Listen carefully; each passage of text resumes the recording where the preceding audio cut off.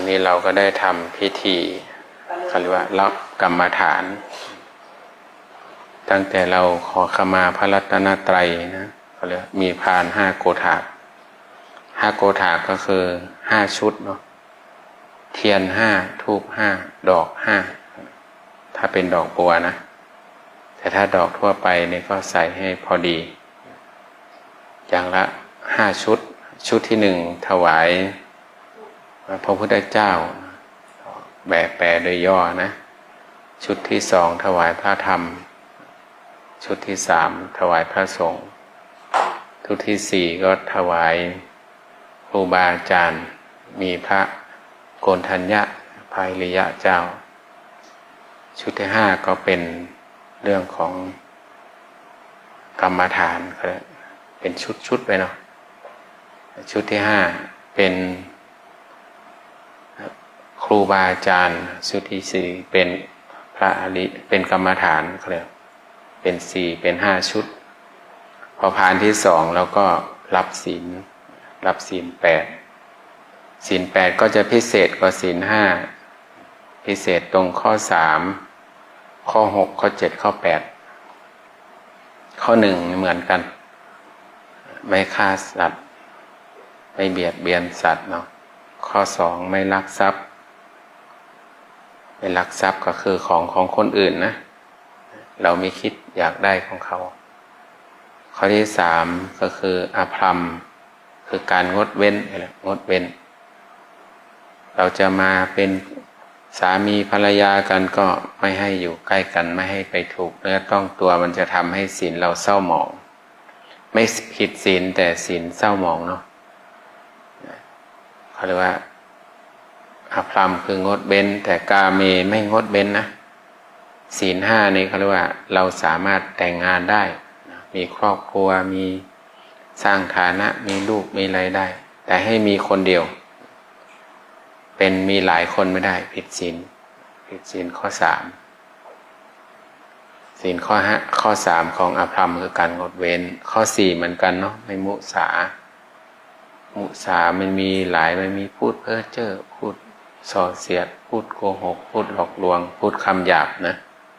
ศีลข้อ4ก็จะแตกออกไปทีนี้ไม่จำเป็นต้องไปพูดก็ได้เนาะเขียนในเน็ตแล้วพูดใส่ในเน็ตแล้วส่งข้อความอันนี้ก็เป็นมุสานะเป็นศีลผิดศีลข้อ4เขาเรียกทำอะไรทำให้สังคมแตกแยกสังคมได้อ่านรัฐบาลก็เลยออกกฎหมายมาเนาะออกกฎหมายข้อ4มากฎหมายคอมพิวเตอร์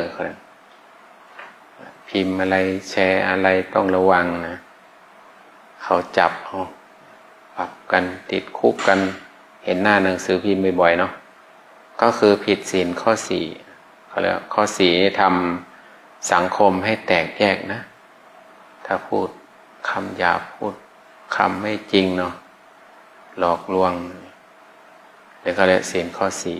4ศีลข้อ5คือไม่ดื่มไม่กินไม่ทานของมึนเมาทั้งหลายก็เรียกว่าทำให้สุขภาพไม่ดีก็ทำสุขภาพไม่ดีถ้าศีล5เขาต้องบอกว่าประกันเนาะประกันโดยที่เราไม่ต้องใช้ตังค์ประกันอยู่5 ข้อข้อที่1ประกันชีวิตข้อที่2ประกันทรัพย์ข้อที่3ประกันครอบครัวข้อที่4ประกันสังคมข้อที่5ประกันสุขภาพถ้าเราไม่ดื่มไม่กินของมึนเมาไม่สูบบุหรี่สุขภาพเราก็ดีเราไม่ต้องไปเสียตังค์ไปประกันเนาะก็เลยศีลเราสามารถประกันได้ประกันครอบครัวประกันสุขภาพของเราได้ดีพอเราก็จะเพิ่มข้อที่6พิเศษขึ้นมาวิกาลโภชนาเวรมณีหลังจากเที่ยงเนาะเที่ยงวันไปนี่ของเคี้ยวของทานเราก็พยายามไม่ทานนะแต่บางคนอาจจะท้องผูกนำมาที่วัดจะทานโยเกิร์ตได้ไหมเนาะทานโยเกิร์ตได้หรือเปล่าเนาะได้อยู่นะโยเกิร์ตก็ได้อยู่แต่ถ้ามันมี เนื้อมีตัวเราก็ไม่ต้องทานไอ้ตรงที่มันเป็นเนื้อเนาะแต่ที่วัดคงไม่ซื้อแบบที่มันยัดไส้มาให้นะคงจะเป็นแบบเหลวๆเนาะแบบที่ไม่มีคือเป็นนมเป็นอะไรนั่นนะก็ทานได้อยู่เราก็คิดว่าทานแล้วดื่มแล้วให้มันเป็นยาระบายเรื่องบาลีหน่อยเนาะเรื่องบาลีหน่อยก็ได้อยู่พวกนมพวกอะไรก็ได้อยู่แต่ถ้าเราอดได้เนาะมันจะดีนะเราหิวเรารู้สึกหิวแล้วเรานึกถึงพรุ่งนี้เรามีกินอ่ะมีอันจะกินแต่บางคนหิววันนี้เนาะนึกถึงจะกินพรุ่งนี้มันไม่มีจะกินเนาะนึกถึงพรุ่งนี้มันกินไม่ได้มันกินไม่ลงมันไม่มีจะกินแต่ถ้าเราหิวแล้วเรามีกินน่ะเราก็ลองทนดูความหิวมันก็มีประโยชน์นะความหิวนี่มีประโยชน์ทำให้คนแก่ช้าลงเขาบอกเขาเรียกว่ามันจะมีสร้างเซลล์กลัวตายเนาะร่างกายของเราเนี่ยเขาสร้างเซลล์กลัวตายถ้าหิวเยอะๆนะมันก็จะมีเซลล์กลัวตายเกิดขึ้นเซลล์ตัวนี้ก็หมอญี่ปุ่นบอกว่ามันทำให้คนแก่ช้าลงถ้าใครแก่ช้าก็หิวบ่อยๆเนาะอดข้าวเย็นบ่อยๆนะจะได้แก่ช้าลงอันนั้นวิกาลโภชนาหลังเที่ยงจนถึงพรุ่งนี้เช้าถ้าเราอยู่ที่วัดมันก็ต้นประมาณ6 โมงกว่าๆเราก็ได้ทานข้าวนะแต่ถ้าสมัยพุทธกาลในวินัยเขาจะเอาลายมือเป็นหลักพอตื่นเช้าขึ้นมาแสงเงินแสงทองออกจากท้องฟ้านะแสดงว่าอันนั้นมันสว่างบางครั้งท่านก็บอกว่าเอามือเหยียดไปนะแล้วเราก็มองเห็นลายมือตัวเองอันนั้นคือสว่างออกมาอยู่ข้างนอกนะไม่ใช่ไปส่องไฟนะพรุ่งนี้เอาละอาจารย์บอกว่าส่องมือได้เลยตี 4ตื่นมาส่องไฟแล้วไม่ได้นะต้องเอาตอนเช้าตอนสว่างแล้วยืดมือสุดแขนเรานะเราดูเราเห็นลายมืออันนั้นสว่างหรือว่าเราออกไปข้างนอกเรามองไปสุดสายตาเห็นใบไม้มันแก่มันหนุ่มรู้ว่าใบไม้แก่ใบไม้หนุ่มนะเขาเรียกว่าอันนั้นคือสว่างแล้วทานได้สมัยพุทธกาลเนาะวินัยจะบอกไว้งั้นไม่มีนาฬิกาเหมือนสมัยนี้นะว่าดวงอาทิตย์ขึ้นกี่โมงกี่ยามอย่างนี้ไม่มีก็เอาดวงอาทิตย์เป็นหลักดวงอาทิตย์เป็นหลักเที่ยงก็คือดวงอาทิตย์ต้องอยู่บนหัวเราเนาะมันหมุนมาทางไหนมันตรงที่เราก็คือเที่ยงวันแต่ทีนี้เรามีเทคโนโลยีเยอะเราก็ดูนาฬิกาได้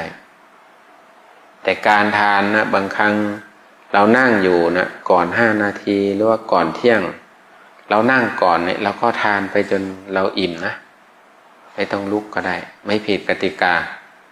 บางคนบอกเที่ยงแล้วรีบฉันรีบกินเนาะไม่ใช่เรานั่งก่อนแล้วในวินัยก็บอกว่าทานให้มันอิ่มแล้วค่อยลุกก็ได้อย่าลุกหนีไปไหนนะลุกหนีขาดทันทีเนาะเรานั่งก่อนเที่ยงเนี่ยนั่งก่อนละไม่ผิดกติกา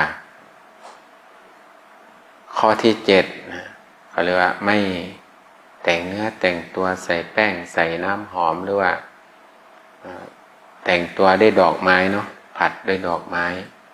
ดูการละเล่นที่วัดไม่ให้เราดูอยู่แล้วเนาะเพราะว่าเขาเก็บโทรศัพท์แล้วเนาะหมดสิทธิ์ดูเนาะไม่ให้เราผิดศีลข้อที่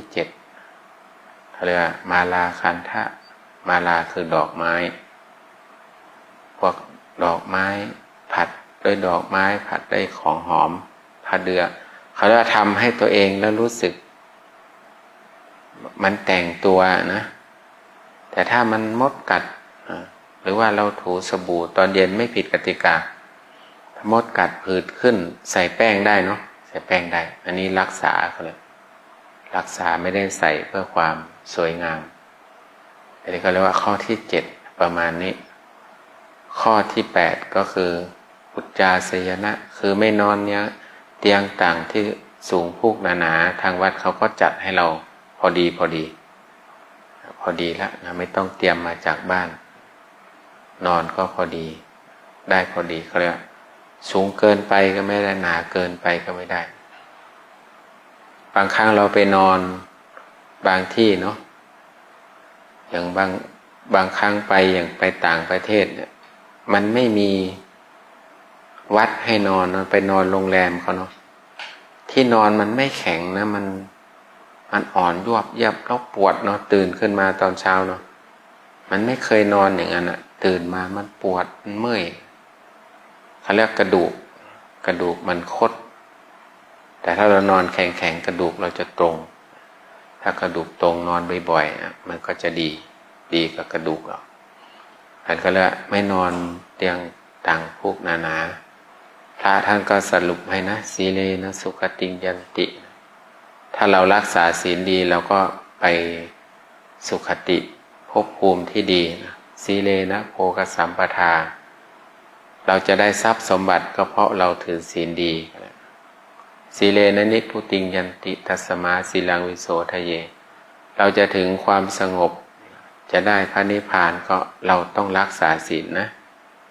ศีลเราดีตอนนี้เราบริสุทธิ์แล้วเนาะเมื่อวานหรือเมื่อกี้เราทำอะไรมาไม่เกี่ยวแล้วตอนนี้บริสุทธิ์แล้วนะศีลเราสบายแล้วอุจจาสยนะไม่ได้แปลนะมีโยมอยู่คนหนึ่งเขาท้องเลยเนาะมาปฏิบัติธรรมอยากมาปฏิบัติพอมันมีอุจจาสยนะมหาสยนาเวรมณีเขาก็เดือดร้อนใจนะไปแปลเอาเองเนาะไปเดินไปสำนักงานเลยตอนนั้นยังนั่งสำนักงานโยคีไปหาแม่ไปถามสำนักงานศีลข้อที่8เขาไม่ให้เข้าห้องน้ำใช่ไหมเขาว่าหนูท้ายแน่ๆเขาว่านะมันไม่ได้แปลอย่างนั้นบอกไม่ได้แปลเขาคิดว่าห้ามถ่ายเนาะอุจจาสยนะคงถ่ายอุจจาระมั่งว่าคิดไปไกลขนาดนั้นนะคงไม่ให้เข้าห้องน้ำมันผิดศีลมันเข้ามาจริงไม่ใช่อย่างนั้นนะเขาเรียกว่าอุจจาสนะคือไม่ให้นอนเตียงต่างที่สูงพุกหนาๆอันนี้เป็นศีลพอเรารักษาศีลก็รักษาเราก็ได้ทรัพย์สมบัติ3อย่างที่บอกเมื่อกี้เนาะสีเลนะสุขติงยันติเราจะถึงสุขได้ก็เพราะศีลเราจะได้โภคทรัพย์ทั้งภายในทั้งภายนอกเพราะศีลเราดีเราจะถึงนิพพานได้ถึงความสงบได้ศีลเราต้องดีก่อนครูบาอาจารย์ท่านก็เปรียบเทียบศีลเหมือนเราเราก็มาวัดบ่อยนะเดือนที่แล้วก็มาวันนี้ก็มารับศีลมารับกรรมฐานแล้วเนาะเหมือนเราต้องอาบน้ำนะเราต้องอาบน้ำทุกวันเนาะไม่ใช่ว่า5 วัน7 วันเดือนหนึ่งอาบน้ำทีหนึ่งเนาะต้องอาบทุกวันน่ะชำระร่างกายทุกวันเราก็นอนหลับสบาย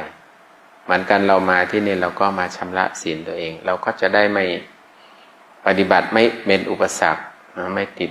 ในเรื่องของเมื่อกี้ไปเมื่อวานไปฆ่ามดนะไปบี้มดมาไปตบยุงมาเนาะเราก็ไม่กังวลละเพราะว่ามันเป็นอดีตปัจจุบันนี้เราศีลเราบริสุทธิ์แล้วเหมือนเราอาบน้ำหรือว่าไม่ได้อาบน้ำก็ล้างเท้าล้างหน้าเข้านอนก็ยังรู้สึกสบายตัวเนาะเหมือนกันศีลเนี่ยเราชำระแล้วนะมันก็จะได้ไม่เป็นอุปสรรคในการประพฤติปฏิบัติเดินจงกรมนั่งสมาธิของเรานะเขาเรียกสมาธิจะเกิดได้ไวขึ้นถ้าศีลเราบริสุทธิ์อันเรามาที่นี่เราก็มาดูแค่4 อย่างเองมาดูกว้างศอกยาววาหนาคืบดูตัวเองนะมันดูลำบากเนาะอึดอัดเนาะไม่เหมือนไปดูหนังดูละครมันสนุกเนาะแต่เราพยายามดูตัวเองถ้าเราดูได้เนี่ยเราสนุกดูที่ไหนก็ดูที่กายครับดูกายานุปัสสนากว้างศอกยาววาหนาคืบอาการของกายก็ที่ไม่ชีเขาสาธิตการเดินการนั่งเนาะหายใจเข้าเป็นยังไงหายใจออกเป็นยังไงเดินยังไงเขาเรียกอาการของกาย กายานุปัสสนาสติปัฏฐานให้มีสติไปในกายการเคลื่อนไหวของตัวเองให้เรารู้สึกฐานที่สองคือฐานเวทนานุปัสสนาสติปัฏฐานดูเวทนาเวทนาก็มีสามลักษณะหนึ่งตั้งแต่เช้าเราเข้ามาที่นี่เนาะเรารู้สึกว่าทุกข์หรือสุขนั่งนานทุกข์เนาะปวดเนาะขยับไปหลายรอบแล้วเนาะโยคีเนาะเกี่ยวจะกินบ้างอะไรบ้างนะเป็นทุกข์นะเขาเรียกเป็นทุกขเวทนาสุขมันยังไม่เกิดนะเขามีสามอย่างมีสุขมีทุกข์มีอุเบกขาสามลักษณะกันเกิดจากที่กายของเราเนาะนั่งนานๆเดินนานๆยืนนานๆนอนนานๆก็จะเกิดความสุขบ้างทุกข์บ้างเฉยๆบ้างแต่ถ้าเราเพิ่มอีกสองอย่างเขาเรียกว่าสุขกายทุกข์ใจเนาะเขาเรียกว่าเวทนาสามหรือเวทนาห้าบวกอีกสองเป็นห้าอันนี้เป็นเรื่องของเวทนานุปัสสนาฐานที่สามคือฐานจิตตานุปัสสนาแล้วก็มันก็จะมีลักษณะสามอย่างเลยนะจิตคิดดีบ้างคิดไม่ดีบ้างคิดแล้วเฉยๆบ้างแต่ช่วงที่เรามาใหม่ๆเนี่ยมันจะคิดเรื่องไม่ค่อยดีนะรบกวนสมาธิเราเพราะเราอยากให้มันสงบเนาะจะคิดเรื่องนู้นเรื่องนี้ไม่สงบสักทีเนาะยิ่งเราปฏิเสธเขามันยิ่งมานะความคิดเรานะเราก็กำหนดรู้เขาก่อนก็จิตแต่ถ้าให้ละเอียดในสติปัฏฐานสูตรบอกจิตมีราคะจิตมีโทสะจิตมีโมหะจิตมีอิจฉาริษยาก็กำหนดรู้อย่างเดียวเรามีหน้าที่รู้เขาออกมาแล้วเนาะออกมาแล้วก็กำหนดแล้วก็ปล่อยไปเนี่ยเขาเรียกว่าจิตตานุปัสสนาเขาคิดของเขาเองเราก็มีหน้าที่กำหนดตามรู้ตามดูอาการแค่นั้นเองฐานที่สี่คือฐานธรรมานุปัสสนาสติปัฏฐานธรรมารมณ์กระทบเราทางกายมีเย็นร้อนอ่อนแข็งหย่อนตึงนี้เป็นต้นนะเดี๋ยวเรานั่งในนี่เนาะอาจจะมีแอร์เย็นแต่บางคนก็ร้อนได้นะมีแอร์มีพัดลมก็ยังร้อนอยู่มันร้อนออกมาจากข้างในเนาะออกข้างในมาเขาเลยเย็นร้อนอ่อนแข็งหย่อนตึงเราก็มีหน้าที่กำหนดรู้ถ้าเราอยู่นิ่งๆเราก็ไม่ต้องใช้พัดลมก็ได้นะนั่งนิ่งๆดูมันไปไม่ต้องใช้พัดลมแต่ถ้าเราดิ้นรนเมื่อไหร่เนาะร้อนใจก็คิดถึงแต่พัดลมเนาะมันก็จะร้อนไปเรื่อยๆนะไม่ไหวละลุกหนีเลยแต่หายใจลึกๆดูนิ่งๆนะคนงานก่อสร้างเขายังอยู่กลางแดดนะเนาะเห็นมีพัดลมเนาะตอกตะปูป๊อกอยู่บนนะแต่เขาไม่ได้ใส่ใจเรื่องความร้อนเขามีหน้าที่จะต้องทำตรงนี้จดจ่ออยู่ตรงนี้สักพักหนึ่งเหงื่อมันไหลเหงื่อมันหยุดมันก็เย็นสบายลมมาเนาะรู้สึกเย็นสบายแล้วแต่ถ้าเขาดิ้นรนเมื่อไหร่นะเขาก็จะอยู่ตรงนั้นไม่ได้อยู่ตากแดดไม่ได้เหมือนกันถ้าเรานั่งอยู่เนี่ยถ้าเราร้อนเราก็กำหนดดูก่อนร้อนหนอใจมันอยากลุกก็อยากลุกเนาะดิ้นรนเนาะดูเข้าไปเรื่อยๆเดี๋ยวเขาก็ค่อยๆสงบจิตค่อยสงบถ้าจิตสงบกายก็สงบเนาะแล้วเราค่อยๆกำหนดไปเย็นร้อนอ่อนแข็งหย่อนตึง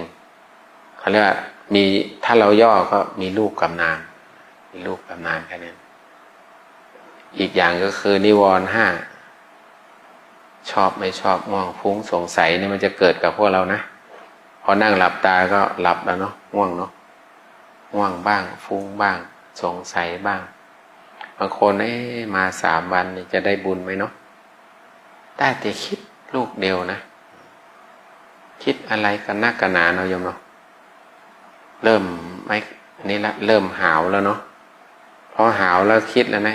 บุญจะได้ไหมเนาะจิตไม่สงบบางคนจะอยู่7 วันอยู่ไม่ไหวละกลัวเป็นบาปกิเลสมันชวนโยมกลับบ้านนะต้องระวังให้ดีๆนะไม่เป็นไรคิดก็กำหนด เมื่อยก็กำหนดปวดก็กำหนดไม่ได้เสียเวลาเนาะกำหนดรู้อาการของมัน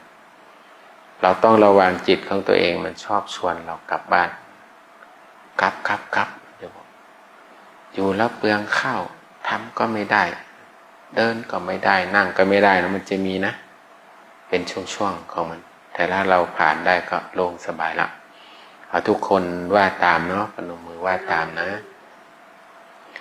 ปฏิบัติตามแนวสติปัฏฐานสี่หนึ่งกายสองเวทนาสามจิตสี่ธรรมปฏิบัติตามแนวสติ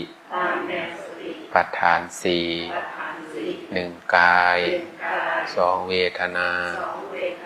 สามจิตสี่ธรรม